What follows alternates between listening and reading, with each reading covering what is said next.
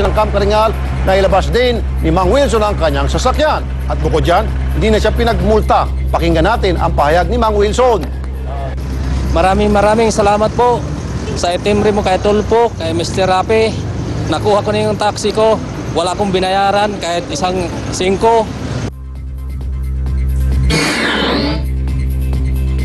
Kambyo tayo sa ibang balita, nagparamdam na ang puganteng si Senador Panfilo Lacson kaugnay ng pag-absuelto sa kanya ng Court of Appeal sa Dacer Corbito double murder case.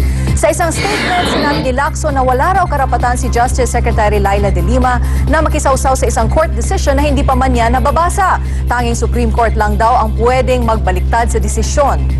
Tanggap din daw ng senador na anumang oras ay posibleng ma-reconsider sa CA ang desisyon. Sa huli, umapila si Lacson kay de Lima na huwag nang lituhin ng publiko. Isang araw matapos ilabas ng korte ang desisyon, sinabi ni de Lima na may bisa pa rin ang arrest warrant laban kay Lacson dahil hindi raw final and executory ang nakasulat sa desisyon ng CA. Nagalok na ng 1 milyong pisong pabuya si Mandaluyong Mayor Benhar Abalos para sa sinumang makapagbibigay ng impormasyon sa pagpatay sa kanyang Chief Political Officer na si Joselito Torres. Namatay si Torres matapos barilin ng 2 beses sa ulo noong Biyernes ng mga di pa nakikilalang sospek. Inutusan na rin ng palasyo si DILG Secretary Jesse Robredo na tutukan ang investigasyon sa krimen. Sa ngayon, pinag-aaralan na ng mga pulis ang CCTV na nakakuha sa pamamaril sa biktima. Suspecha naman ng mga kaanak ni Torres, politika ang nasa likod ng pagpatay. Tingin ko malalim na dahilan. Siguro ang pinakamotibo nito, interes. Wala naman malayo, pwedeng politika. Kasi yun lang yung alam kong pinakamalapit na dahilan.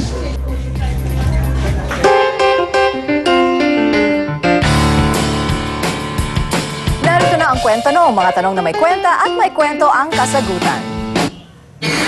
Ano pre? Natin gawin, favorite natin. Okay, favorite natin. Yes sir. Yan mga kami ng soup number 5. Okay. Dati Ameline, bakit tayo na-order ng mga lalaki ang soup number 5? Talbog ang mami ng China. Walang sinabi ang ramen ng Japan. Dito sa Pilipinas, may sabaw na talagang nag-iisa at kakaiba. Ang soup number 5. Tinawag itong soup number 5 dahil sa 5 espesyal na rekado nito. Una na ang ari ng baka, ang balls nito, balat, buto-buto at sibot na pampalasa. Para lutuin, mag-isa ng bawang, sibuyas, luya at siling pula. Ilagay ang pinakuloang karne, lagyan ng tubig, hayaang kumulo, timplahan ng asin o patis. Ayan! Luto na ang ating espesyal na soup number 5.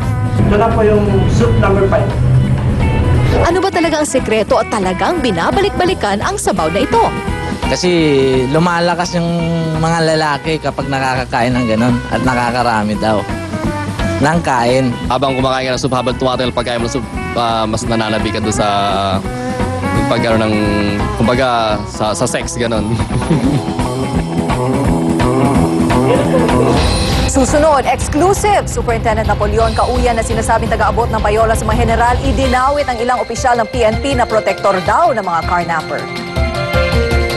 Probinsya ng Holosulu isinailalim na sa state of calamity. Bilang ng namatay sa pagbaha, umabot na sa 6. At babaeng may 2 talampakang haba ng mga kuko, agaw eksena sa Atlanta. Mamaya sa nag-iisang telegrande sa telebisyon, makakalaya na ang nadakip na si Duan Yu. Ina!